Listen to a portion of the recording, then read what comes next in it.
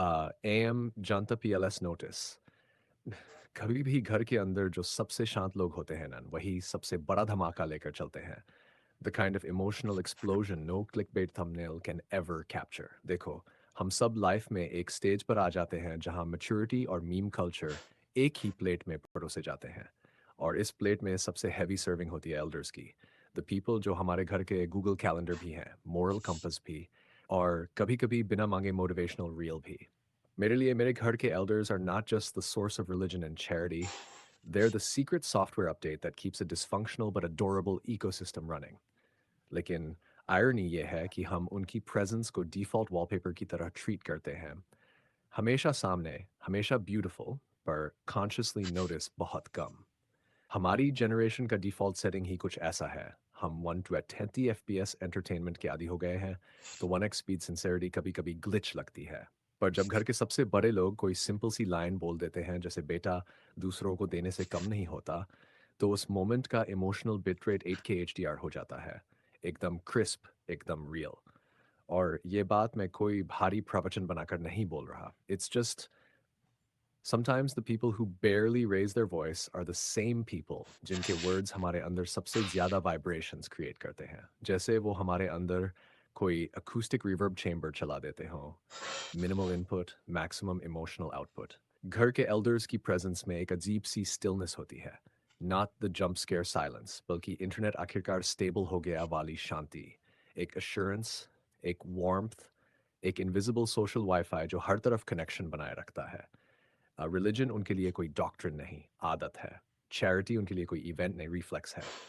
और हम ऑब्जर्व भी करते हैं, रिस्पेक्ट भी, पर फील तब होता है जब दुनिया 2 सेकंड के लिए नॉइज कैंसिल हो जाती है। तब समझ आता है कि इन लोगों की गुडनेस कोई PR स्टंट नहीं, ये तो उनकी मसल मेमोरी है।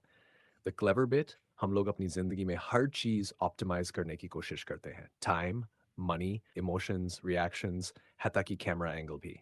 बट उनका लाइफ एल्गोरिदम समथिंग आउटरेजसली सिंपल।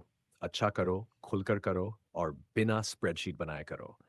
और ये सिंप्लिसिटी इतनी पावरफुल है कि कभी-कभी लगता है जैसे उनके अंदर कोई हिडन GPU चल रहा है जो हम देख ही नहीं पाते। घर के एल्डर्स का इन्फ्लुएंस एक साइलेंट डाउनलोड जैसा होता है।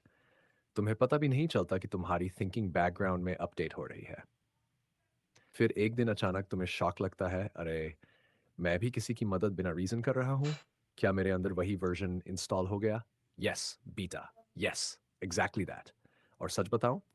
हर घर में इनका एक ख़ास-सा ऑरा होता है, ऐसा जो बिना एफ़र्ट के इमोशनल क्लैरिटी दे देता है। हम मोटिवेशनल वीडियोज़ बिंज करके भी कन्फ्यूज़ हो जाते हैं कि नेक्स्ट स्टेप क्या हो, पर वो एक लाइन में कह देते हैं, "जो सही लगे, वही करो।" बस, सारे मेंटल टैब्स ऑटो क्लोज़। मुझे लगता है elders are the original heart influencers, unfiltered, unedited, unmonetized. उनकी प्रेजेंस ही वो पुश नोटिफिकेशन है जो रिमाइंड करती है कि एम्पैथी को ट्रेंड बनने की ज़रूरत नहीं होती, वो हमेशा एवरग्रीन रहती है। और उनकी चैरिटी, वो क्वाइटली की गई जेनरोसिटी, वो रिपल है जो वायरल तो नहीं होती, पर घर के अंदर ज़िंदगी को फर्टाइल बनाए रखती है, बिना शो, बिना नॉइस, बस नेचुरली। कभी-कभी लगता है हम अपनी ज़िंदगी को बेवजह कॉम्प्लिकेट कर देते हैं, overthinking, overplanning, overreacting से। पर उनके लिए goodness is not a task. वो तो उनकी डिफ़ॉल्ट सेटिंग है, और यही बात genuinely blow कर देती है, explosively, emotionally, algorithm breaking blow। आजकल कंटेंट का ओशन इतना डीप है कि असली warmth भी फिक्शन लगने लगती है। पर elders quietly prove something. The real plot twist is kindness, always has been। तो हाँ, आम जनता PLS नोटिस, कभी-कभी जिस जनरेशन को हम ओल्ड स्कूल कहते हैं, वही हमारी बेस्ट सेलिंग इमोशनल सिलेबस लिख रही होती है। और शायद, बस शायद, अगर हम उनकी वेवलेंथ थोड़ा और पकड़ लें, we'll realize religion